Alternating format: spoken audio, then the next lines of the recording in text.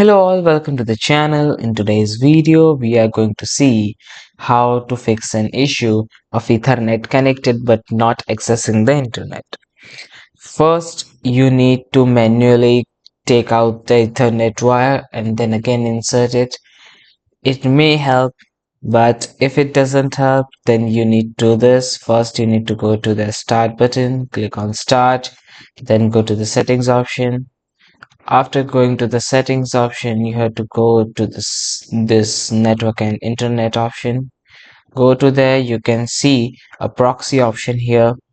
Click on proxy option here and click on automatically detect settings. Click it on and do it off.